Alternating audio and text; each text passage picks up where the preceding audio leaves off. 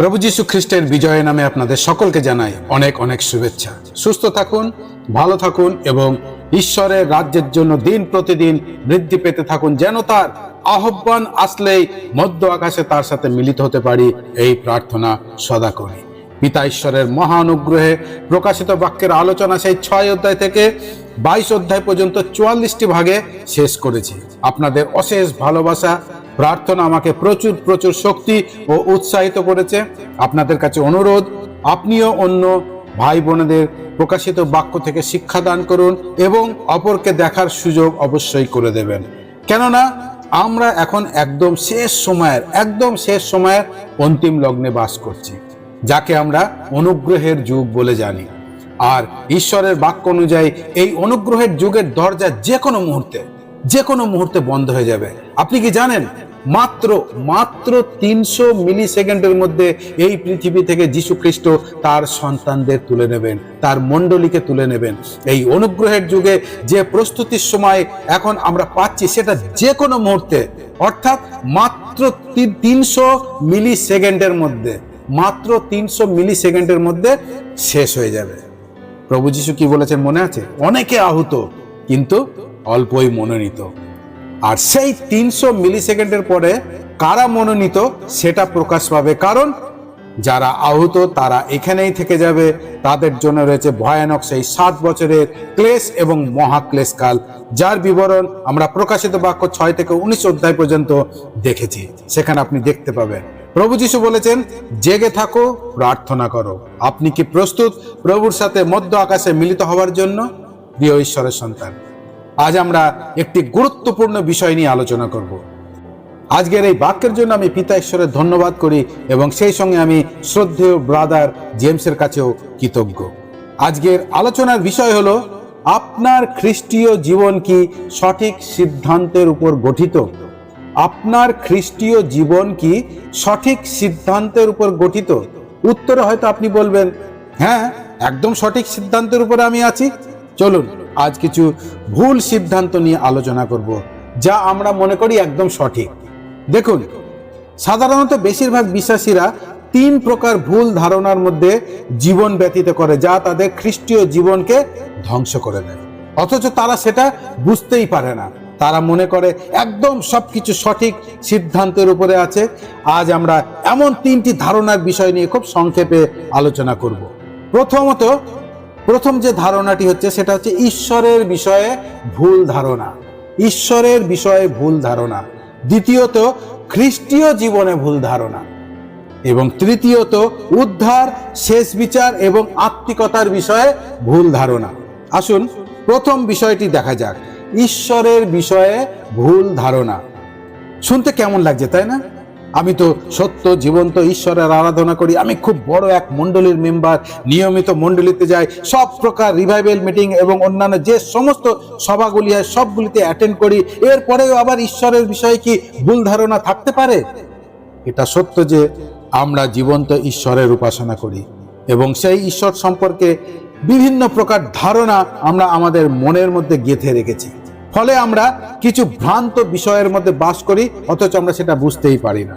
আমি আপনাদের সামনে 3টি ধারণা তুলে ধরছি, তাহলে বিষয়টি বুঝতে আরো পরিষ্কার হবে। প্রথমত, ঈশ্বরের কাছে যা চাইবে তাই পাবে।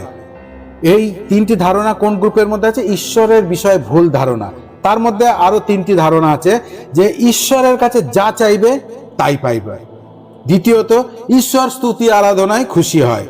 এবং তৃতীয়ত, আমাদের জীবনের কঠিন অবস্থায় আমরা মনে করি ঈশ্বর আমাদের প্রতি রুষ্ট আছেন, আমাদের প্রতি রেগে আছেন। এই 3টি ধারণার মধ্যে আমরা হয়তো অনেকেই বাস করি, অর্থাৎ ঈশ্বরের বিষয়ে ভুল ধারণা নিয়ে আমি চলছি। আমরা মনে করি ঈশ্বর প্রেম, দয়া, করুণায় মহান, তাই আমাদের কখনোই কষ্ট দেবেন না। আর বিশ্বাসীর জীবনে যেই একটু দুঃখ, কষ্ট, যাতনা, তাড়না আসে, তখনই সেই বিশ্বাসী খুব তাড়াতাড়ি ভেঙে পড়ে, ঈশ্বরকে দোষারোপ করে, প্রশ্ন করে এবং শেষ পর্যন্ত বিশ্বাসীর জীবন থেকে ধীরে ধীরে সরে যায় বা হারিয়ে পড়ে। কত দুঃখজনক বিষয়। বাইবেল খুব পরিষ্কার করে বলে যে ঈশ্বর তার সন্তানদের তাড়না করে যেন তারা পরিপক্ক হয়। আমরা বাইবেলে ভাববাদী ও প্রেরিত শিষ্যদের জীবন থেকে তার উদাহরণও দেখতে পাই, তাই না? আসুন দেখি ঈশ্বরের বাক্য কি বলে, একটু দেখে নেওয়া যাক। ইব্রিয় পুস্তকের লেখক কি বলছেন দেখুন। ইব্রিয় পুস্তক তার 12 অধ্যায় 6 পদ। আমি আপনাদের কাছে সরল বাংলাটি তুলে ধরবো, তাহলে আমাদের বুঝতে আরো সুবিধা হবে। লেখা আছে, কারণ প্রভু যাকে ভালোবাসেন, অর্থাৎ সকলকে নয়, কারণ প্রভু যাকে ভালোবাসেন তাকেই শাসন করেন, আর সন্তান হিসাবে যাদের গ্রহণ করেন তাদের প্রত্যেককে তিনি শাস্তি দেন। অর্থাৎ সকলে নয়, কেবলমাত্র প্রভু যাদের ভালোবাসেন আর সন্তান হিসাবে গ্রহণ করেন তাদের ক্ষেত্রে এই বাক্য প্রযোজ্য। কিন্তু অনেকেই সেই শাসন বা শাস্তি নিতে চায় না বা নিতে পারে না। ঈশ্বরের শাসনকে তুচ্ছ করে, ঈশ্বরকে প্রশ্ন করে, দোষারোপ করে। বাইবেলের একটি মহান চরিত্র যার সম্পর্কে স্বয়ং ঈশ্বর বলেছেন, তাহার তুল্য সিদ্ধ ও সরল, ঈশ্বর ভয়শীল ও কুক্রিয়াত্যাগী লোক পৃথিবীতে কেউ নেই। ভাবতে পাচ্ছেন কত বড় সার্টিফিকেট ঈশ্বর দিচ্ছেন একটি মানুষের সম্পর্কে? তাহার তুল্য সিদ্ধ ও সরল, ঈশ্বর ভয়শীল ও কুক্রিয়াত্যাগী লোক পৃথিবীতে কেউ নেই। আপনি নিশ্চয় বুঝতে পেরেছেন কার কথা বলা হয়েছে। আসুন দেখি সেই মহান ব্যক্তি ইয়োব কি বলছেন। ইয়োবের পুস্তক আমরা চলে আসবো 5 অধ্যায় 17 পদ। দেখুন সেখানে কি লেখা আছে, ধন্য সেই লোক যাকে ঈশ্বর সংশোধন করেন, ধন্য সেই লোক যাকে ঈশ্বর সংশোধন করেন, কাজেই সর্বশক্তিমানের শাসনকে তুচ্ছ করো না, কাজেই সর্বশক্তিমানের শাসনকে তুচ্ছ করো না। এবার দেখব ঈশ্বর প্রদত্ত প্রজ্ঞা ও জ্ঞানের ভান্ডারে পরিপূর্ণ রাজা সলোমন কি বলছেন। দেখুন হিতোপদেশ 3 অধ্যায় 11 পদ। লেখা আছে, বৎস সদাপ্রভুর শাসন তুচ্ছ করিও না, তাহার অনুযোগে ক্লান্ত হইও না। বৎস সদাপ্রভুর শাসন তুচ্ছ করিও না, তাহার অনুযোগে ক্লান্ত হইও না। ইব্রিয় পুস্তকের লেখক খুব পরিষ্কার করে জানিয়েছেন কে জারদ সন্তান এবং কে সত্যিকারের সন্তান। আসুন দেখি কি লেখা আছে। ইব্রিয় পুস্তক তার 12 অধ্যায় 7 এবং 8 পদ। লেখা আছে, তোমরা এইসব কষ্ট শাসন হিসাবে ভোগ করছো, ঈশ্বর তোমাদের প্রতি পিতার মতোই ব্যবহার করছেন। এমন ছেলে কি কেউ আছে যাকে তার বাবা শাসন করেন না? প্রত্যেক ছেলেকেই শাসন করা হয়। তোমরা যদি শাসন না পেয়ে থাকো তবে তো তোমরা জারজ, সত্যিকারের সন্তান নও। প্রভু যিশুর সৎ ভাই যিনি জেরুজালেমের মণ্ডলীর পালক হয়েছিলেন, সেই যাকব তার পত্রে কি লিখেছেন দেখুন। যাকব তার 1 অধ্যায় 2 থেকে 4 পদ আমি পড়ছি। আমার ভাইয়েরা, তোমরা যখন নানান রকম পরীক্ষার মধ্যে পড়ো তখন তা খুব আনন্দের বিষয় বলেই মনে করো। শুনতে কেমন লাগছে তাই না? যখন পরীক্ষার মধ্যে পড়ো তখন আনন্দের বিষয় মনে করো, কিন্তু তার উল্টোটাই আমাদের সাথে হয়। তারপরের পদে লেখা আছে, কারণ তোমরা জানো তোমাদের বিশ্বাসের পরীক্ষা তোমাদের ধৈর্য গুণ বাড়িয়ে দেয়। কি বাড়িয়ে দেয়? ধৈর্য বাড়িয়ে দেয়। সেই ধৈর্য গুণকে তোমাদের জীবনে পুরোপুরিভাবে কাজ করতে দাও, যাতে তোমরা পাকা ও নিখুঁত হয়ে উঠতে পারো, অর্থাৎ তোমাদের স্বভাবের মধ্যে যেন কোনো রকম অভাব না থাকে। আশা করি আপনি যখন নানান রকম পরীক্ষার মধ্যে পড়বেন তখন তা খুব আনন্দের বিষয় বলেই মনে করবেন, তুচ্ছ করবেন না কিংবা কোনো প্রশ্ন করবেন না, বরং ধন্যবাদ সহকারে তার অসীম অনুগ্রহের জন্য প্রার্থনা করবেন, যেন সবকিছুর মধ্যে দিয়ে পিতা ঈশ্বরের গৌরব হয়। কেননা আপনি জারদ সন্তান নন, আপনি ঈশ্বরের সন্তান। হ্যাঁ, আপনি ঈশ্বরের সন্তান। আসলে আমরা আমাদের মনের ভিতরে এমন কিছু ধারণার ভিত্তি গেঁথে রাখি যার ফলে আমরা সতত আনন্দ এবং অবিরত প্রার্থনা করতে পারি না, এখানে আমরা ব্যর্থ হয়ে যাই। যাই হোক, প্রথম বিষয়টি ছিল ঈশ্বরের বিষয়ে ভুল ধারণা, যার মধ্যে 3টি বিষয় রয়েছে। আসুন আমরা প্রথম ধারণাটি দেখব। ঈশ্বরের বিষয়ে ভুল ধারণা, যার মধ্যে 3টি বিষয় রয়েছে। আসুন আমরা সেই বিষয়গুলি এক এক করে দেখব। প্রথম বিষয়টি কি? ঈশ্বরের কাছে যা কিছু চাইবে তাই পাইবে। ঈশ্বরের কাছে যা কিছু চাইবে তাই পাইবে। মথি তার 21 অধ্যায় 22 পদ। তোমরা যদি বিশ্বাস করে প্রার্থনা করো তবে তোমরা যা চাইবে তাই পাবে। আজকাল তো আশীর্বাদেরই প্রচার বেশি হয়, তাই না? আর এই বাক্য দেখিয়ে প্রচার করা হয়, বিশ্বাস করে প্রার্থনা করো তবে তোমরা যা চাইবে তাই পাবে। আর সকলে হালেলুয়া বলে চিৎকার করে সমর্থন জানায়। তারপরে বলা হয় তোমরা কেন পাও না, তার কারণ হলো তোমরা বিশ্বাসে দুর্বল, তাই পাচ্ছ না, তোমরা পাপ করেছো তাই পাচ্ছ না। আর এইভাবে বিশ্বাসীদেরকে ভ্রান্ত করা হয়ে থাকে। কিন্তু কিন্তু এই বাক্য কোন কনটেক্সটে বলা হয়েছে সেটা খুব খুব কম প্রচার করা হয়। এখানে মূল উদ্দেশ্য কি? মূল উদ্দেশ্য হলো যখন আপনি নিঃস্বার্থভাবে ঈশ্বরের রাজ্যের জন্য কার্য করবেন, সেই উদ্দেশ্য বলা হয়েছে। কিন্তু আমরা আমাদের শারীরিক ইচ্ছা, কামনা, বাসনা, লালসা পূরণের উদ্দেশ্যে আমাদের প্রার্থনায় এই বাক্যকে স্মরণ করে আমরা একটা লম্বা তালিকা বানিয়ে ঈশ্বরের কাছে তুলে ধরি, আমার এটা চাই, আমার ওটা চাই। আর সেটা যখন পূরণ হয় না, তখন ধীরে ধীরে আমরা বিশ্বাসে দুর্বল হয়ে পড়ি, ঈশ্বরকে প্রশ্ন করি, এমনকি দোষারোপ করতেও ছাড়ি না। আমাদের খুব ভালো করে মনে রাখতে হবে, যে কোনো জায়গা থেকে একটি বাক্য তুলে নিয়ে সঠিক সিদ্ধান্ত কখনো হয় না। বাইবেল আমাদের সবসময় কনটেক্সট অনুযায়ী পড়ে বোঝার চেষ্টা করতে হবে, নচেত আমরা ভুল সিদ্ধান্ত নিয়ে বসবো।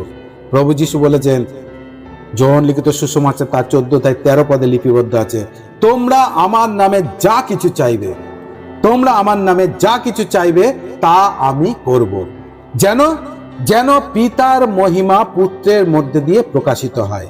আমরা বলি প্রভু যিশু তো নিজেই বলেছেন তোমরা আমার নামে যা কিছু চাইবে আমি তা করব, তাহলে আমি এতদিন ধরে চাচ্ছি কিন্তু পাচ্ছি কই? এরপর বিশ্বাসী কি হয়? ধীরে ধীরে ব্যাক স্লাইড হতে থাকে। এতদিন ধরে প্রার্থনা করছি পাচ্ছি না, ধুর এসব হয় না, এসব মিথ্যে কথা বলে ধীরে ধীরে তারা ব্যাক স্লাইড হতে থাকে। এখানে মূল উদ্দেশ্য হলো ঈশ্বরের মহিমা, কিন্তু আমরা নিজ নিজ স্বার্থ পূরণের জন্য এমন এমন কিছু দাবি করি যা পিতার মহিমার জন্য নয়, বরং নিজ ইচ্ছা, কামনা, বাসনা পূরণের জন্য। ফলে আমরা সেটা নাও পেতে পারি। মতি তার 7 পদে লেখা আছে, চাও তোমাদের দেওয়া হবে, খোঁজ করো পাবে, দরজায় ঘা দাও তোমাদের জন্য খোলা হবে। এখানে মূল উদ্দেশ্য কি? মূল উদ্দেশ্য পবিত্র আত্মা, আত্মিক বুদ্ধির বিষয়ে বলা হয়েছে। দুঃখের বিষয়ে আমরা সেই বিষয়টিকে ধামাচাপা দিয়ে নিজ নিজ ইচ্ছা, স্বার্থ, কামনা, বাসনা পূরণের জন্য রাত দিন ঈশ্বরের কাছে চাইতে থাকছি, এমনকি যখন পাচ্ছে না উপবাস পর্যন্ত করে দাবি করছি। আচ্ছা, আমরা কি কখনো পবিত্র আত্মায় পূর্ণতার জন্য প্রার্থনা কিংবা উপবাস করি? আমরা কি কখনো ঈশ্বরের বাক্যের নিগূঢ় তথ্য জানা বা বোঝার জন্য উপবাস করি? আমরা কি কখনো ভেবে দেখেছি আমাদের প্রিয়জনেরা যাদের সঙ্গে আমরা বাস করছি তারা মৃত্যুর পর কোথায় যাচ্ছে বা যাবে? তাদের পরিত্রাণের জন্য কি কখনো উপবাস সহকারে প্রার্থনা করেছি? তাদের কি সুসমাচার দিয়েছি? এই সকল বিষয়ের জন্য যে আত্মিকতা, প্রজ্ঞা, জ্ঞান, বুদ্ধি এবং পবিত্র আত্মায় পূর্ণতার প্রয়োজন, সেই বিষয়ে চাইতে বলা হয়েছে এখানে মতি 7 পদের এই অংশে, যেন যেন পিতা ঈশ্বরের মহিমা হয়। কিন্তু আমরা কি করছি? আমরা নিজ নিজ স্বার্থ পূরণের উদ্দেশ্যে দাবি করেই চলেছি, একের পর এক দাবি করে চলেছি। এমনকি প্রার্থনার সময় বাক্য উল্লেখ করে আমরা প্রভুকে স্মরণ করিয়ে দিই যে, প্রভু তুমি তো বলেছো, তাহলে কেন কেন তুমি দিচ্ছ না? ভালো জিনিস কি এবং কে সেটা নির্ধারণ করবে, সেটা আমাদের অবশ্যই জানতে হবে। সাধু পৌল খুব সুন্দরভাবে এই বিষয়ে জানিয়েছেন। দেখুন, রোমীয় পুস্তক তার 8:26-27 পদ। এছাড়া আমাদের দুর্বলতায় পবিত্র আত্মা আমাদের সাহায্য করেন। আমাদের দুর্বলতায় পবিত্র আত্মা আমাদের সাহায্য করেন। কি বলে প্রার্থনা করা উচিত তা আমরা জানি না, কিন্তু যা ভাষায় প্রকাশ করা যায় না সেই রকম আকুলতার সঙ্গে পবিত্র আত্মা নিজেই আমাদের হয়ে অনুরোধ করেন। 27 পদ, যিনি মানুষের অন্তর খুঁজে দেখেন তিনি পবিত্র আত্মার মনের কথাও জানেন, কারণ পবিত্র আত্মা ঈশ্বরের ইচ্ছা মতোই ঈশ্বরের লোকদের জন্য অনুরোধ করেন। যদিও রোমিও তার 8:26 পদ যেখানে বলা হয়েছে, এছাড়া আমাদের দুর্বলতায় পবিত্র আত্মা আমাদের সাহায্য করেন, কি বলে প্রার্থনা করা উচিত তা আমরা জানি না, কিন্তু যা ভাষায় প্রকাশ করা যায় না সেই রকম আকুলতার সঙ্গে পবিত্র আত্মা নিজেই আমাদের হয়ে অনুরোধ করেন। আবার এই পদটি নিয়ে অনেক অনেক ভ্রান্ত ধারণা পরভাষা নিয়ে রয়েছে, কিন্তু আমাদের আজকের বিষয় সেটা নয়, তাই এই বিষয়ে আজকে আমরা কোনো আলোচনা করব না। মনে রাখবেন, প্রার্থনার উত্তর ঈশ্বরের ইচ্ছা অনুযায়ী হয়, নাকি আমাদের ইচ্ছা মতো। প্রার্থনার উত্তর ঈশ্বরের ইচ্ছা মতো হবে এবং পবিত্র আত্মা এই বিষয়ে আপনাকে চালনা করবেন।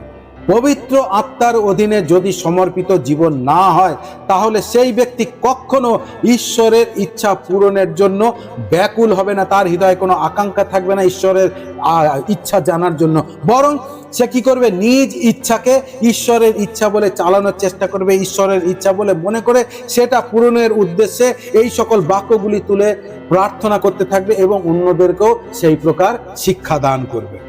এই বর্তমান সময়ে একটি বিষয় খুব জোরের সাথে চলছে, কি, যিশুর কাছে এসো সবকিছু পাবে, সব সমস্যা দূর হয়ে যাবে, সব রোগ ব্যাধি চলে যাবে, এই বলে ভ্রান্ত করে তাদের মণ্ডলীতে নিয়ে আসা হয়। আর যখন তাদের ইচ্ছা পূরণ হয় না, তখন তারা আবার জগতের মধ্যে এক বিদ্বেষ মনোভাব নিয়ে হারিয়ে যায়। বর্তমান বেশিরভাগ মণ্ডলীতে অন্য যিশু, অন্য আত্মা, অন্য সুসমাচার প্রচার হচ্ছে। হ্যাঁ, আপনি ঠিক শুনেছেন, বেশিরভাগ মণ্ডলীতে অন্য যিশু, অন্য আত্মা এবং অন্য সুসমাচার প্রচার হচ্ছে, যে বিষয়ে সাধু পৌল সেই প্রথম শতাব্দীতেই মণ্ডলীকে সাবধান করে তার পত্রের দ্বারা জানিয়ে রেখেছেন। প্রথম করিন্থীয় 11:4 দেখুন কি লেখা আছে। দ্বিতীয় করিন্থীয় 11:4, যে যিশুর কথা আমরা প্রচার করেছি, কেউ যখন তাকে ছাড়া অন্য কোনো যিশুর কথা তোমাদের কাছে প্রচার করে, কিংবা যে পবিত্র আত্মাকে তোমরা পেয়েছো তাকে ছাড়া আলাদা কোনো রকম আত্মা যখন তোমরা পাও, কিংবা যে সুখবর তোমরা গ্রহণ করেছো তা থেকে আলাদা কোনো রকম সুখবর যখন তোমরা পাও, তখন তো দেখছি খুশি হয়েই সেই সব মেনে নাও। আপনিও কি সেই সব মেনে নিয়ে চলছেন, সেই অন্য যিশু, অন্য আত্মা, অন্য সুসমাচার? খুব খুব সাবধান। তাহলে আমরা দেখলাম ঈশ্বরের বিষয়ের ভুল ধারণার প্রথম বিষয়টি, ঈশ্বরের কাছে যা কিছু চাইবে তাই পাইবে। আসুন এখন আমরা দ্বিতীয় বিষয়টি দেখব। ঈশ্বরের বিষয়ে ভুল ধারণার দ্বিতীয় বিষয়টি কি? ঈশ্বর স্তুতি আরাধনায় খুব খুশি হয়। ঈশ্বর স্তুতি আরাধনায় খুব খুশি হয়। আজকাল বেশিরভাগ মণ্ডলীতে সব থেকে বেশি যে জোর দেওয়া হয় কোন জায়গায়? স্তুতি আরাধনার উপরে। সেটা হলো স্তুতি আরাধনা। আর শুধু মণ্ডলী নয়, বিভিন্ন প্রকার সভাতে চলে যান, রিভাইভেল মিটিং, সমস্ত জায়গায় এই বিষয়টি যেন প্রধান অঙ্গ, স্তুতি আরাধনা। ঘন্টার পর ঘন্টা স্তুতি আরাধনায় নেচে কুদে একাকার, সেই রকম লাইট, ধোঁয়া, সাউন্ড, মিউজিক, আর তারপরে বাক্য যত ছোট হয় ততই ভালো, না হলে বিভিন্ন প্রকার মন্তব্য।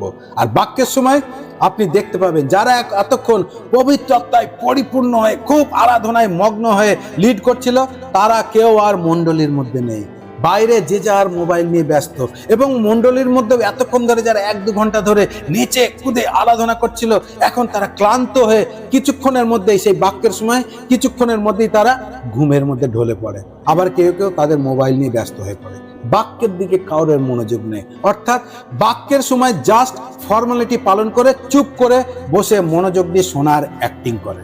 দেখুন, আমি স্তুতি আরাধনার বিপক্ষে বলছি না, কিন্তু আজকাল যে সকল স্তুতি আরাধনা হয় তার বেশিরভাগ প্রভুর কাছে গ্রহণযোগ্য কিনা সেই বিষয়ে সন্দেহ আছে। কারণ অন্তরের অন্তঃস্থল থেকে যে আরাধনা হয় তাতে পিতা ঈশ্বর খুশি হন। তিনি পারফরমেন্স দেখে খুশি হন না। পিতা ঈশ্বর খুশি হন আমাদের আত্মিক উন্নতি দেখে, তার সঙ্গে এক গভীর সম্পর্ক দেখে, নাকি আমাদের পারফরমেন্স দেখে তিনি খুশি হন। আসুন আমরা কয়েকটি বাক্য দেখে নেব, তাহলে বিষয়টি আরো পরিষ্কার হবে।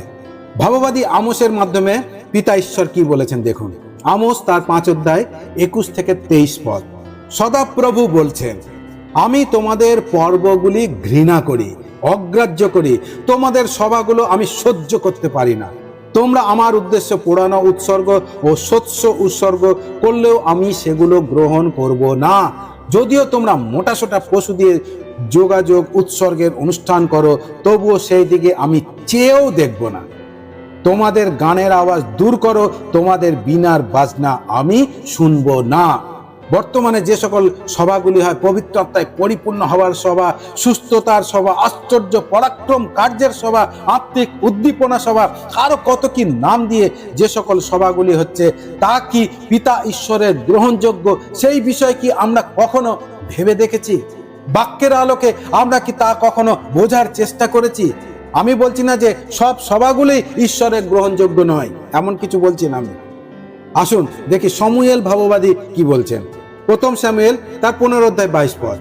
তখন স্যামুয়েল বললেন, সদাপ্রভুর আদেশ পালন করলে তিনি যত খুশি হন, সদাপ্রভুর আদেশ পালন করলে তিনি যত খুশি হন, পোড়ানো উৎসর্গ বা পশু উৎসর্গে কি তিনি তত খুশি হন?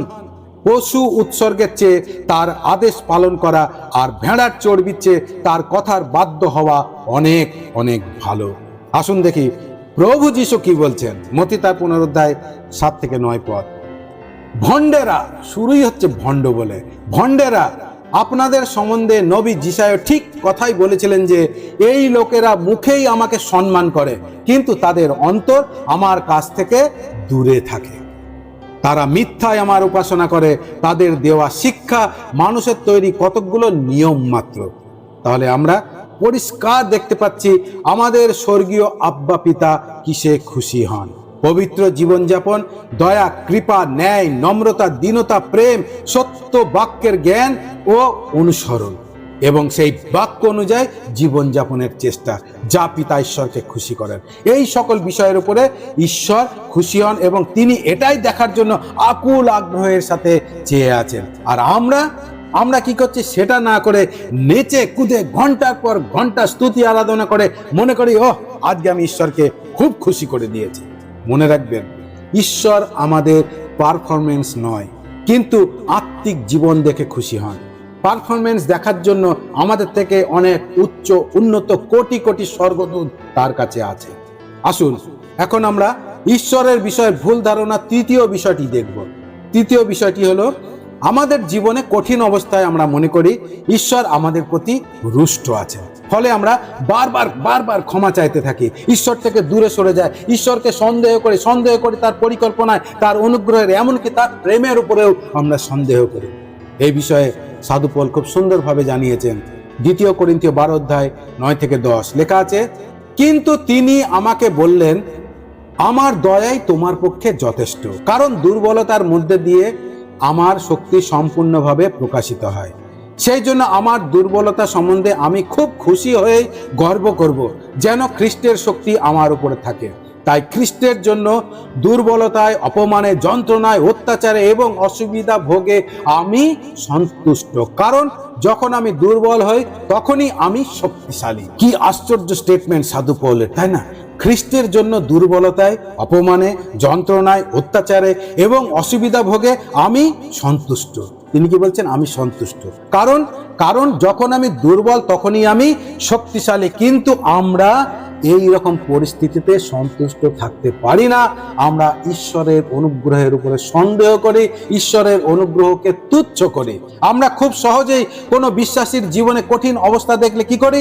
তাদের দিকে সোজা আঙুল তুলে বলি, নিশ্চয় কোনো বড় পাপ করেছে, কোনো বড় দোষ করেছে, ফলে ঈশ্বর ওর প্রতি রেগে আছে, তাই আজ ওর এই অবস্থা। খুব তাড়াতাড়ি আমরা আঙুল তুলে বিচার করতে শুরু করে দিই। এমনকি নিজেদেরও আমরা এই কঠিন পরিস্থিতির দোষী বলে মনে করি আমার প্রতি ঈশ্বর রুষ্ট আছে, তাই আজ আমার এই অবস্থা। এবং ধীরে ধীরে আমাদের বিশ্বাসের মধ্যে ভাঙন দেখা দেয়। ফলে কি হয়? আমরা ঈশ্বর থেকে আস্তে দূরে সরে যেতে থাকি এবং একদিন এই খ্রিস্টীয় জীবন থেকে একদম অনেক দূরে জগতের জীবনের মধ্যে আমরা ভেসে যাই। আসুন দেখি যাকব কি বলছেন। যাকব তার পত্রে লিখছেন 1 অধ্যায় 2 থেকে 4 পদে, আমার ভাইয়েরা, তোমরা যখন নানান রকম পরীক্ষার মধ্যে পড়ো তখন তা খুব আনন্দের বিষয় বলে মনে করো, কারণ তোমরা জানো তোমাদের বিশ্বাসের পরীক্ষা তোমাদের ধৈর্যগুণ বাড়িয়ে দেয়। সেই ধৈর্যগুণকে তোমাদের জীবনে পুরোপুরিভাবে কাজ করতে দাও, যাতে তোমরা পাকা ও নিখুঁত হয়ে উঠতে পারো, অর্থাৎ তোমাদের স্বভাবের মধ্যে যেন কোনো রকম অভাব না থাকে। কত সুন্দর বাক্য ঈশ্বর আমাদের দিয়ে রেখেছেন। তবু আজ আমরা ভ্রান্ত হয়ে পড়ি। কারণ কি জানেন? ঈশ্বরের বাক্য আমরা গভীরভাবে অধ্যয়ন করি না, গভীরভাবে বুঝতে চাই না। ঈশ্বরের বাক্যকে আমরা তুচ্ছ করি। প্রিয় ঈশ্বরের সন্তান, তাহলে আমরা প্রথম বিষয়টি দেখলাম ঈশ্বরের বিষয়ে ভুল ধারণা, যার মধ্যে 3টি বিষয় আমরা দেখলাম, তাই না? প্রথমটা কি? ঈশ্বরের কাছে যা কিছু চাইবে তাই পাবে। দ্বিতীয়টি হলো ঈশ্বর স্তুতি আরাধনায় খুশি হয়। এবং তৃতীয়টি হলো আমাদের জীবনের কঠিন অবস্থায় আমরা মনে করি ঈশ্বর আমাদের প্রতি রুষ্ট আছে। আসুন এখন আমরা দ্বিতীয় বিষয়টি দেখব। দ্বিতীয় বিষয়টি কি ছিল? খ্রিস্টীয় জীবনের বিষয়ে কিছু ভুল ধারণা। খ্রিস্টীয় জীবনের বিষয়ে কিছু ভুল ধারণা। আসুন কি সেই ভুল ধারণা আমরা একটু দেখে নিই। 1 নম্বর হচ্ছে, বিশ্বাসী কখনো গরিব হবে না। তারপর হলো বিশ্বাসী কখনো বড় রোগে আক্রান্ত হয় না, বিশ্বাসী কখনো অসফল হয় না, সব সমস্যা শয়তান করে, ঈশ্বর আমার সঙ্গে থাকলে আমার জীবন কঠিন হয় না। এই সমস্ত ধারণাগুলি নিয়ে আমরা খ্রিস্টীয় জীবনে একটা ভুল ধারণার মধ্যে বাস করছি। আসুন এক এক করে এই বিষয়গুলি একটু দেখে নেওয়া যাক ঈশ্বরের বাক্য কি বলে, তাহলে আমরা বিষয়টি একদম পরিষ্কার হয়ে যাব। বিশ্বাসী কখনো গরিব হয় না। প্রথমটা কি ছিল?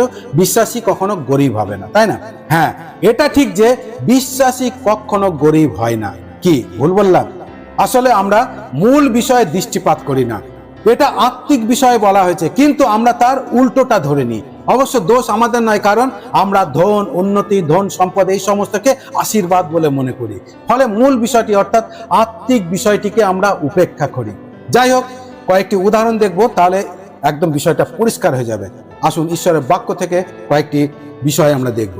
মনে পড়ে ধনী ব্যক্তি ও সেই লাসারের ঘটনা। লাসার কি ছিল? গরিব ভিখারি ছিল, কিন্তু আত্মিক দিক থেকে সে উচ্চ উন্নতি ছিল। ফলে সে পিতা অব্রাহামের কোলে অর্থাৎ পরম দেশে স্থান পেল, যে বিষয়ে আমরা লূক লিখিত সুসমাচার 16 অধ্যায় দেখতে পাই। কিন্তু যে খুব উচ্চ ধনী ও প্রভাবশালী ছিল, সে কোথায়? সে অধোলোকে। আমরা সকলেই সেই ঘটনার বিবরণ জানি, তাই না? তাই এই বিষয়ে আর কিছু বেশি বলছি না। এবার দেখবো সাধু পৌল কি বলছেন। ফিলিপিও তার 4 অধ্যায় 11 থেকে 13 পদ। আমার কোনো অভাবের জন্য যে আমি এই কথা বলছি তা নয়, কারণ যে কোনো অবস্থায় আমি সন্তুষ্ট থাকতে শিখেছি। সাধু পৌল কি বলছেন? যে কোনো অবস্থায় আমি সন্তুষ্ট থাকতে শিখেছি। অভাবের মধ্যে এবং প্রচুর থাকবার মধ্যে আমি সন্তুষ্ট থাকতে জানি। ভরা পেটে হোক বা খালি পেটে হোক, প্রচুর থাকবার মধ্যে হোক বা অভাবের মধ্যে হোক, সব অবস্থাতেই কিভাবে সন্তুষ্ট থাকা যায় আমি তা শিখেছি। যিনি আমাকে শক্তি দান করেন, তার মধ্যে দিয়েই আমি সব কিছু করতে পারি। অভাবের মধ্যে সন্তুষ্ট, খালি পেটে সন্তুষ্ট, শুনতে যেন কেমন লাগছে, তাই না? সবকিছু যেন একদম বিপরীত।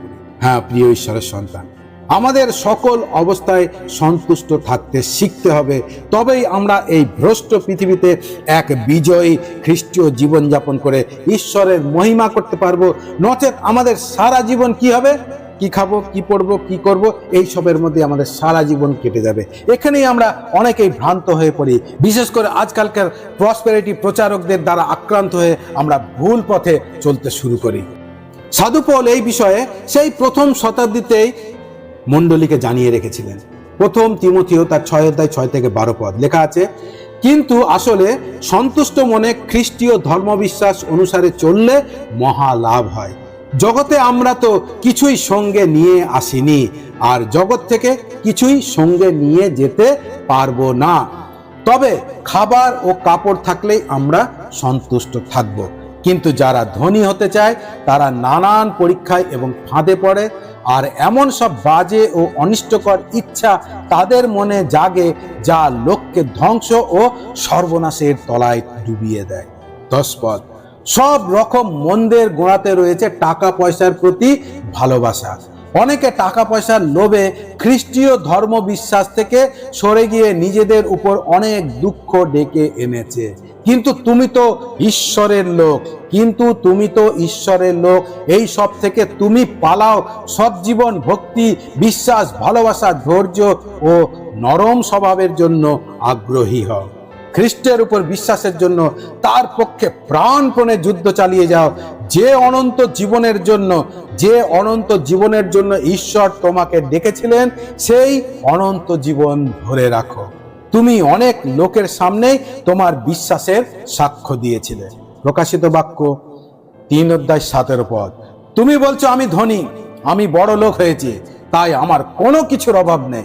বেশ ভালো, কিন্তু তুমি তো জানো না যে তুমি দুঃখী, দয়ার পাত্র, গরিব, অন্ধ ও উলঙ্গ। যোহন লিখিত সুসমাচার 16 অধ্যায় 33 পদ। আমি তোমাদের এই সব বললাম যেন তোমরা আমার সঙ্গে যুক্ত আছো বলে মনে শান্তি পাও। এই জগতে তোমরা কষ্ট ও চাপের মুখে আছো, কিন্তু সাহস হারিও না, আমি জগৎকে জয় করেছি। প্রভু যীশু খ্রিস্ট পরিষ্কার ভাবে বলছেন, আমি তোমাদের এইসব বললাম যেন তোমরা আমার সঙ্গে যুক্ত হয়ে আছো বলে মনে শান্তি পাও। এই জগতে তোমরা কষ্ট চাপের মুখে আছো, আমি জানি, কিন্তু সাহস হারিও না, আমি জগৎকে জয় করেছি। তাহলে এখন নিজেকে প্রশ্ন করে দেখুন, আপনি কি ঈশ্বরের দৃষ্টিতে ধনী অর্থাৎ উলঙ্গ দয়ের পাত্র গরিব, নাকি সকল অবস্থায় সন্তুষ্ট থেকে মহালাভে লাভবান হয়ে অর্থাৎ অনন্ত জীবনকে প্রাণপণে ধরে রেখেছেন? আজ অনেক বিশ্বাসী ভুল শিক্ষা দ্বারা প্রতারিত হয়ে মহালাভে লাভবানকে জাগতিক লাভের সাথে যুক্ত করে ভ্রান্ত হচ্ছে। খুব খুব সাবধান। দ্বিতীয়ত, বিশ্বাসী কখনো কোনো বড় রোগে আক্রান্ত হয় না এবং অসুস্থ হয় না। বিশ্বাসী কখনো কোনো বড় রোগে আক্রান্ত হয় না এবং অসুস্থ হয় না। সব থেকে বড় ভুল এক ধারণার মধ্যে, সব থেকে বড় এক ভুল ধারণার মধ্যে আজ অনেক অনেক বিশ্বাসী আছে। ঈশ্বরের সন্তানেরা কোনো বড় রোগে আক্রান্ত হলেই আমরা ভাবতে শুরু করে দিই, নিশ্চয় কোনো গুপ্ত পাপের ফলে আজ ওর এই অবস্থা। আর যদি মণ্ডলীর পালক কোনো বড় রোগে আক্রান্ত হয়, ব্যাস, তাহলে তার কথাই নেই। মণ্ডলীতে ফিস করে আলাপ আলোচনা শুরু হয়ে যায়, নিশ্চয় পাস্টার কিছু করেছে, নিশ্চয় কোনো মহাপাপ করেছে। আমরা দেখি পৌল, তিমথি, ত্রফিমাস, ইফ্রোদিতুস কত আশ্চর্যভাবে ঈশ্বরের রাজ্যের কাজ চালিয়ে যাচ্ছিল, তাই না? পবিত্র আত্মার অনুপ্রেরণায়। কিন্তু এরাও অসুস্থ ছিল। প্রেরিত পৌলের নিজের শরীরে একটি দীর্ঘস্থায়ী শারীরিক কষ্ট বা রোগ ছিল, যাকে তিনি কি বলেছিলেন? শরীরের কাঁটা, থ্রোন ইন দ্য ফ্লেশ বলে উল্লেখ করেছেন, যে বিষয়ে আমরা 2 করিন্থীয় 12 অধ্যায় 7 থেকে 9 পদের মধ্যে দেখতে পাই। এছাড়াও গালাতীয় 4 অধ্যায় 13-14 পদে আমরা দেখতে পাই যে তিনি উল্লেখ করেন যে তিনি প্রথম তাদের কাছে শারীরিক অসুস্থতার অবস্থাতেই সুসমাচার প্রচার করেছিলেন। আবার পৌলের তরুণ সহকর্মী তিমথি প্রায় পেটের গোলমাল ও শারীরিক দুর্বলতায় ভুগতে থাকতেন। প্রথম তিমথিও 5 অধ্যায় 23 পদে আমরা সাধু পৌলের একটা পরামর্শ দেখতে পাই। পৌল তাকে কি বলছেন? বিশ্বাসের উপর নির্ভর না করে চিকিৎসা বা ঘরোয়া উপায়ে নিয়মিত সামান্য একটু দ্রাক্ষারস পান করার পরামর্শ তিনি তাকে দিয়েছিলেন। অনেকেই আবার এই পত্রির আলোকে মনে করেন মাঝে মধ্যে একটু আধটু মদ খেলে কিছু হবে না, কোনো পাপ হয় না। খুব সাবধান। আমরা দেখব ত্রফিমাস, যিনি পৌলের সাথে মিশনারি যাত্রায় যুক্ত ছিলেন এবং এপিসীয় অঞ্চলের একজন বিশ্বাসী ছিলেন। পৌল তাকে অসুস্থতার কারণে যাত্রাপথে ফেলে আসতে বাধ্য হয়েছিলেন। বাইবেলের আমরা 2 তিমথি 4 অধ্যায় 20 পদে ত্রফিমাস অসুস্থ থাকায় আমি তাকে কোথায় রেখে আসলাম? মিলেটিতে ফেলে এসেছি। ত্রফিমাস অসুস্থ থাকায় আমি তাকে মিলেটিতে ফেলে এসেছি। আরেকজন রয়েছেন ইফ্রোদিতুস, অর্থাৎ ইপাফ্রোদিতুস বা ইপাফ্রোদিত। ফিলিপীয় মণ্ডলীর পাঠানো একজন বিশ্বস্ত সেবক ছিলেন তিনি, যিনি পৌলের সেবার জন্য রোমে এসেছিলেন। খ্রিস্টের কাজের জন্য তিনি এত বেশি পরিশ্রম ও ভ্রমণ করেছিলেন যে প্রায় মৃত্যুর কাছাকাছি চলে গিয়েছিলেন। ঈশ্বর পরে তার প্রতি সহায় হয়ে তাকে সুস্থ করেছিলেন। ফিলিপীয় 2 অধ্যায় 25 থেকে 27 পদ আমি একবার আপনাদের সামনে পড়তে চাই। আমি ইপাফ্রোদিতকে তোমাদের কাছে পাঠানো দরকার মনে করলাম, তাই আমার বিশ্বাসী ভাই, আমরা একসঙ্গেই কাজ করি ও খ্রিস্টের জন্য যুদ্ধ করি। সেবাকারী হিসাবে আমার প্রয়োজন মেটাবার জন্যই তাকেই তোমরা আমার কাছে পাঠিয়েছিলে। তিনি তোমাদের সবাইকে দেখতে চান বলে আমি তাকে ফিরে পাঠাচ্ছি। তাছাড়া তোমরা তার অসুস্থতার কথা শুনেছ বলে তিনি খুব চিন্তিত। আর সত্যি তার এমন অসুখ হয়েছিল যে তিনি প্রায় মারা যাবার মতন হয়েছিলেন। কিন্তু ঈশ্বর তার উপর দয়া করেছেন। কেবল যে তার উপর দয়া করেছেন তা নয়, আমার উপরও দয়া করেছেন, যেন আমি দুঃখের উপর দুঃখ না পাই। সব থেকে বড় উদাহরণ আমরা ইয়োবের পুস্তকে দেখতে পাই, তাই না? যে ইয়োবকে সর্বশক্তিমান ঈশ্বর বলেছিলেন, তাহার তুল্য সিদ্ধ ও সরল, ঈশ্বর ভয়শীল ও কুক্রিয়া ত্যাগী লোক পৃথিবীতে কেউ নেই। সেই ইয়োবের বন্ধু ইলিফস, বিলদদ, সোফর কি বলছেন? তুমি পাপ করেছো, তোমার মধ্যে ঈশ্বর ভয় নেই, ঈশ্বর তোমার প্রতি ন্যায় বিচার করেছেন, তোমার সন্তানেরা পাপ করেছে বলেই মরেছে। দুষ্ট লোকেদের জীবন এই রকমই হয়, তুমি আরো বেশি শাস্তি পাওয়ার যোগ্য ছিলে, কিন্তু ঈশ্বর তোমাকে তো কম শাস্তি দিয়েছে। তুমি মুখোশধারী, দুষ্টদের সাফল্য ক্ষণিকের জন্য। এইভাবে নানান প্রকার মিথ্যা পাপের দোষারোপ করছে তার বন্ধুরা। ফলে ঈশ্বরের ভয়ানক ক্রোধের আগুন জ্বলে ওঠে তাদের মূর্খতাপূর্ণ কাজের প্রতিফল দেওয়ার জন্য। কিন্তু সেই ইয়োবের প্রার্থনার ফলে, যাকে তারা এত কিছু বলে দোষারোপ করছিল, সেই ইয়োবের প্রার্থনার ফলে ঈশ্বর তাদের নাশ করলেন না, যে বিষয়ে আমরা ইয়োবের পুস্তকে 42 অধ্যায় সম্পূর্ণ বিবরণ দেখতে পাই। আজও ঠিক এই প্রকার আলাপ আলোচনা মণ্ডলীতেও হয়। সুতরাং খুব সাবধান। হয়তো আমরা নিজেদের অজান্তেই ঈশ্বরের ভয়ানক ক্রোধের আগুন সঞ্চয় করে রাখছি। খুব সাবধান। তৃতীয়ত, বিশ্বাসী কখনো অসফল হয় না। বিশ্বাসী কখনো অসফল হয় না। কখনো আমরা নিজের দোষে, আবার কখনো ঈশ্বরের পরিকল্পনা অনুযায়ী কিছু এমন পরিস্থিতির মধ্যে দিয়ে আমাদের যেতে হয়, তখন আমরা মনে করি আমি তো একজন প্রকৃত বিশ্বাসী, আমি এত প্রার্থনা করি, নিয়মিত চার্চে যাই, তাহলে আজ আমার জীবনে কেন এত সমস্যা, কেন এত অসফলতা? নিজের দোষ না দেখে অন্যের দোষ দিতে শুরু করি, এমনকি ঈশ্বরেরও দোষ দিই আমরা। যেরমীয় তার 29:11 আমরা সকলেই জানি, তোমাদের জন্য আমার পরিকল্পনার কথা আমিই জানি, তোমাদের জন্য আমার পরিকল্পনার কথা আমিই জানি, তা তোমাদের মঙ্গলের জন্য, ক্ষতির জন্য নয়। সেই পরিকল্পনার মধ্যে দিয়ে তোমাদের ভবিষ্যতের আশা পূর্ণ হবে। রোমীয় 8:28। আমরা জানি যারা ঈশ্বরকে ভালোবাসে, অর্থাৎ ঈশ্বর নিজের উদ্দেশ্য মতো যাদের ডেকেছেন, তাদের মঙ্গলের জন্য সবকিছুই একসঙ্গে কাজ করে যাচ্ছে। প্রিয় ঈশ্বরের সন্তান, খুব ভালো করে মনে রাখবেন, ঈশ্বর আপনাকে এই জগতের কোটি কোটি লোকেদের মধ্যে থেকে মনোনীত করেছেন, তার একজাত পুত্রের রক্ত দ্বারা ধৌত করেছেন, তার সন্তানের অধিকার দিয়েছেন। তিনি তার পুত্র যীশু খ্রিস্টকে যতটা ভালোবাসেন, ঠিক আপনাকেও ততটাই ভালোবাসেন। তাই তো তিনি ঘোষণা করেছেন, তোমাদের জন্য আমার পরিকল্পনার কথা আমিই জানি, তা তোমাদের মঙ্গলের জন্য, ক্ষতির জন্য নয়। সেই পরিকল্পনার মধ্যে দিয়ে তোমাদের ভবিষ্যৎ আশা পূর্ণ হবে। আজ আপনি যদি কোনো কঠিন পরিস্থিতির মধ্যে দিয়ে যাচ্ছেন, শুধু অসফলতায় আপনার সামনে ভেঙে পড়বেন না। ঈশ্বরের বাক্যে বিশ্বাস রাখুন, আপনার বিশ্বাস ভূমি সদা প্রভুকে বানান। আর মনে রাখবেন, আজ যা কিছু অসফলতা আপনার জীবনে, তা আপনার মঙ্গলের জন্যই সবকিছু একসঙ্গে কাজ করে যাচ্ছে। হয়তো সেই বিষয়টি আপনি এখন বুঝতে পারছেন না, ফলে ঈশ্বরের প্রতি আপনার মনোভাব হয়তো নেগেটিভ দিকে যাচ্ছে। আমি আপনাকে বলতে চাই, শুধুমাত্র বিশ্বাসে দৃঢ় থাকুন।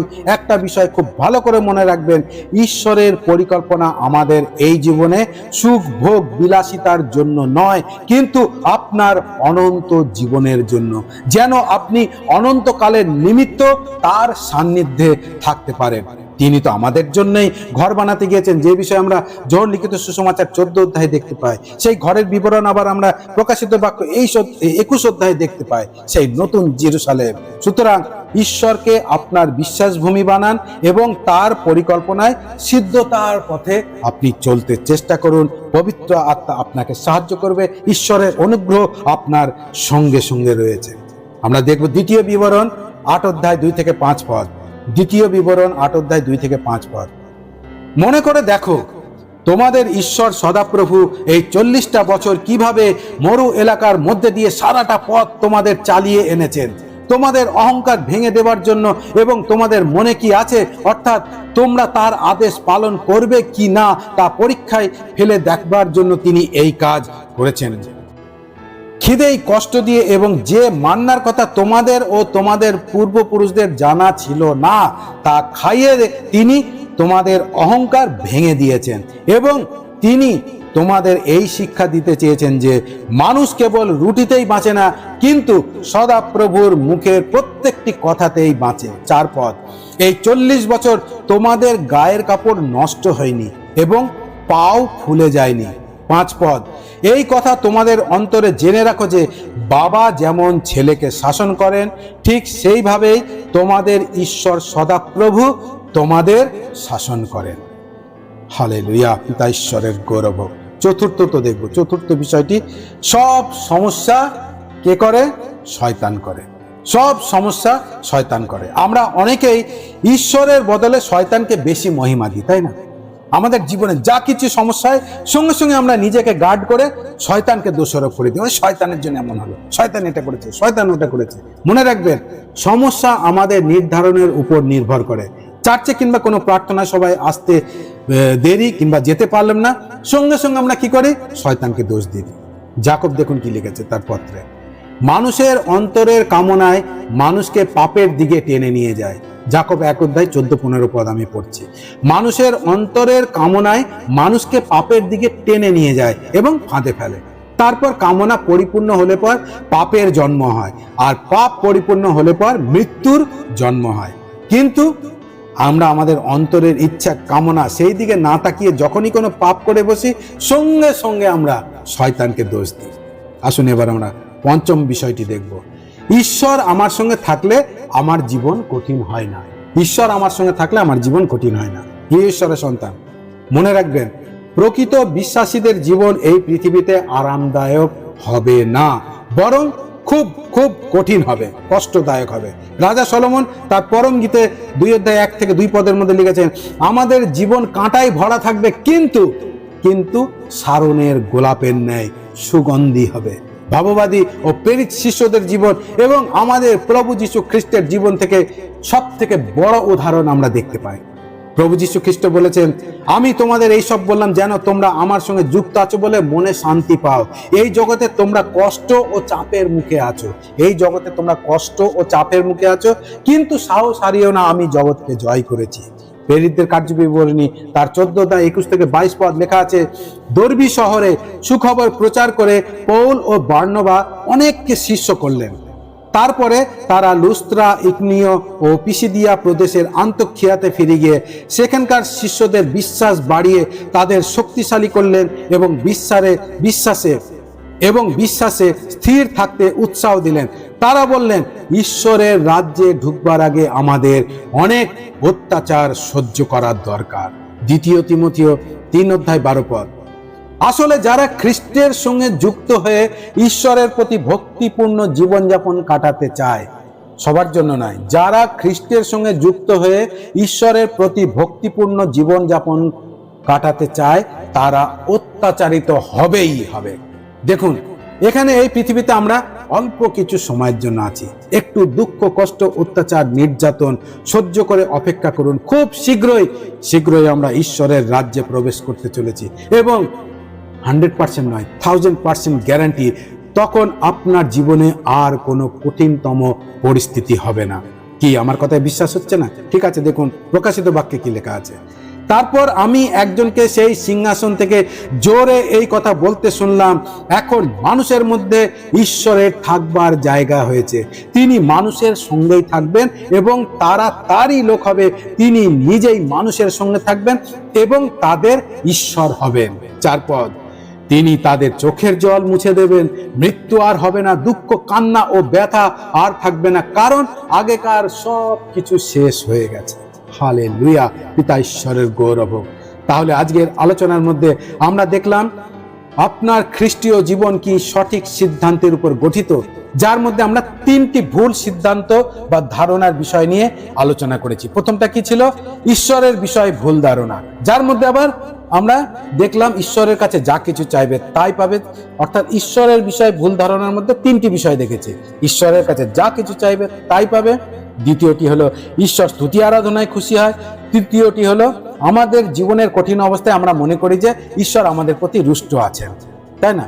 এবং দ্বিতীয় বিষয়টি কি ছিল? খ্রিস্টীয় জীবনে ভুল ধারণা। আর এর মধ্যে আমরা কটা বিষয় দেখলাম? 5টা বিষয়। বিশ্বাসী কখনো গরিব হবে না, বিশ্বাসী কখনো কোনো বড় রোগে আক্রান্ত হয় না, বিশ্বাসী কখনো অসফল হয় না, সব সমস্যা শয়তান করে। ঈশ্বর আমার সঙ্গে থাকলে আমার জীবন কঠিন হয় না। আসুন আমরা এখন তৃতীয় বিষয়টি দেখব, উদ্ধার, শেষ বিচার এবং আত্মিকতার বিষয়ে ভুল ধারণা। বাইবেল অনুসারে পরিত্রাণ বা মুক্তি মানুষের নিজের কোনো ভালো কাজের ফল নয়। এটি ঈশ্বরের একটি বিশেষ অনুগ্রহ বা দান, যা কেবলমাত্র বিশ্বাসের মাধ্যমেই লাভ করা যায়। ইফিসীয় 2:8-9 পদ আমরা খুব সকলেই জানে, খুব ভালোভাবে জানি, তাই না? স্পষ্টভাবে সেখানে বলা হয়েছে, কেননা অনুগ্রহে বিশ্বাসের দ্বারাই তোমরা পরিত্রাণ পেয়েছো, আর ইহা তোমাদের নিজেদের কৃতিত্ব নয়, ঈশ্বরেরই দান, কাজের ফল নয়, যেন কেউ অহংকার করতে না পারে। অর্থাৎ আমরা উদ্ধার ঈশ্বরের মহা করুণা অনুগ্রহে পেয়েছি। অনুগ্রহ হলো ঈশ্বরের অপরিসীম করুণা ও প্রেম, যা মানুষ নিজের যোগ্যতায় কখনোই অর্জন করতে সক্ষম নয়। সুতরাং এই উদ্ধারকে অযোগ্যভাবে ব্যবহার করলে তার ভয়ানক প্রতিফল পেতেই হবে। ইব্রিয় পুস্তকের লেখক কি বলেছেন দেখুন, 10:26-27 এবং 31 পদটি আমি পড়ছি, সরল বাংলাটি পড়ছি। ঈশ্বরের সত্যকে জানবার পরে যদি আমরা ইচ্ছা করে পাপ করতে থাকি, ঈশ্বরের সত্যকে জানবার পরে যদি আমরা ইচ্ছা করে পাপ করতে থাকি, তবে পাপের জন্য আমাদের আর কোনো উৎসর্গ নেই। 27 পদে কি আছে? আছে কেবল বিচারের জন্য ভীষণ ভয়ে অপেক্ষা করে থাকা এবং ঈশ্বরের শত্রুদের ছাই করে ফেলবার মতো জ্বলন্ত ক্রোধ। 31 পদে লেখা আছে, জীবন্ত ঈশ্বরের হাতে পড়া কি ভয়ঙ্কর ব্যাপার। ফিলিপিও কি বলেছেন দেখুন, ফিলিপিও পত্রে সাধু পৌল কি বলেছেন দেখুন, 3 অধ্যায় 10 থেকে 11 পদ। আমি খ্রিস্টকে জানতে চাই এবং যে শক্তির দ্বারা তাকে মৃত্যু থেকে জীবিত করা হয়েছিল সেই শক্তিকে জানতে চাই। আমি তার দুঃখ কষ্টের ভাগী হতে চাই। মোট কথা, যে মনোভাব নিয়ে তিনি মরেছিলেন আমিও সেই রকম মনোভাব পেতে চাই। 11 পদ, সেই জন্য যাই হোক না কেন আমি নিশ্চয় মৃত্যু থেকে জীবিত হয়ে উঠব। অর্থাৎ খ্রিস্টকে জানার উদ্দেশ্য একটাই, যেন তার সান্নিধ্যে অনন্তকাল বাস করতে পারি। 2 কোরিন্থীয় 5 অধ্যায় 10 পদ, এর কারণ হলো খ্রিস্টের বিচার আসনের সামনে আমাদের সকলের সব কিছু প্রকাশ করা হবে, যেন আমরা প্রত্যেকে এই দেহে থাকতে যা কিছু করেছি তা ভালো হোক বা মন্দ হোক সেই হিসাবে তার পাওনা পায়। আজ এমন অনেক অনেক খ্রিস্ট বিশ্বাসী আছেন যারা খ্রিস্টকে জানার পরেও নতুন জন্মপ্রাপ্ত বিশ্বাসী হতে পারেনি, নতুন সৃষ্টি হতে পারেনি। নামধারী খ্রিস্টান, বংশগত খ্রিস্টান, পারম্পরিক রীতিনীতি ধর্মীয় আচার অনুষ্ঠানে বিশ্বাসী খ্রিস্টান হয়েই তারা আছে। পরিত্রাণের মূল অর্থ তারা জানেই না। কত দুঃখজনক বিষয় যে খ্রিস্টকে জানার পরেও তারা বিনা পরিত্রাণে আছে, আর এভাবেই তারা এই পৃথিবী ছেড়ে চলে যাচ্ছে। আর তারপরে খুব ঘটা করে 3 দিনের সভা, 7 দিনের সভা, 40 দিনের সভা, বাৎসরিক সভা, অথচ তার জীবনকালে সে হয়তো মণ্ডলীতেই যেত না।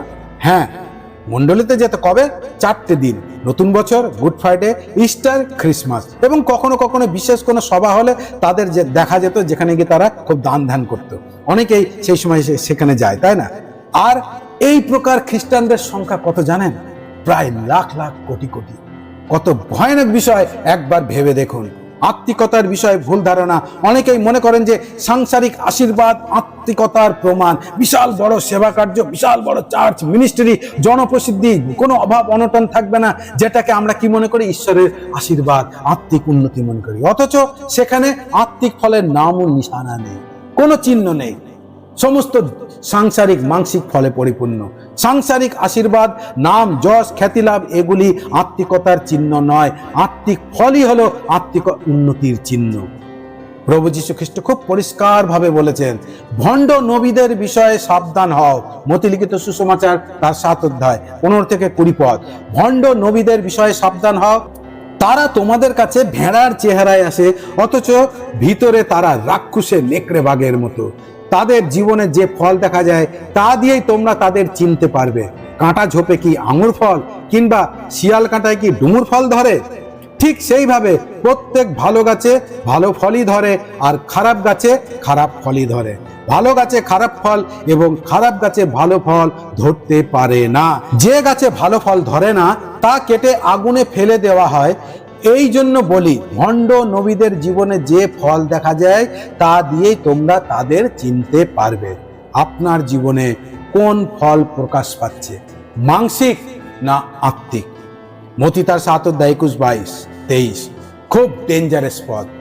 যারা আমাকে প্রভু প্রভু বলে তারা প্রত্যেকেই যে স্বর্গরাজ্যে ঢুকতে পারবে তা নয়, কিন্তু আমার স্বর্গস্থ পিতার ইচ্ছা যে পালন করে সেই ঢুকতে পারবে।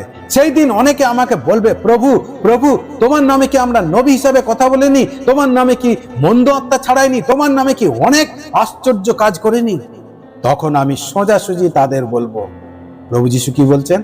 তখন আমি সোজাসুজি তাদের বলবো, আমি তোমাদের চিনি না, দুষ্টের দল আমার কাছ থেকে তোমরা দূর হও। এই বাক্য কিন্তু অবিশ্বাসীদের জন্য নয়, বিশ্বাসীদের জন্য। খুব খুব সাবধান। প্রভু যীশুর সতর্কবাণী, প্রকাশিত বাক্য 21 অধ্যায় 7-8 পদ। যে জয়ী হবে সমস্ত খ্রিস্টানদের জন্য নয়, কেবলমাত্র যে জয়ী হবে সে এই সবের অধিকারী হবে। আমি তার ঈশ্বর হব এবং সে আমার পুত্র হবে। কিন্তু জ্বলন্ত আগুন ও গন্ধকের হ্রদের মধ্যে থাকাই হবে ভীতু, অবিশ্বাসী, ঘৃণার যোগ্য, খুনি, ব্যভিচারী, জাদুকর, প্রতিমা পূজাকারী এবং সব মিথ্যাবাদীদের শেষ দশা। এটাই হলো দ্বিতীয় মৃত্যু। প্রকাশিত বাক্য 22 অধ্যায় 12-15। যিশু বলছেন, দেখো আমি শীঘ্রই আসছি এবং প্রত্যেককে তার কাজ অনুসারে দেবার পুরস্কার আমার সঙ্গেই আছে। হালেলুয়া।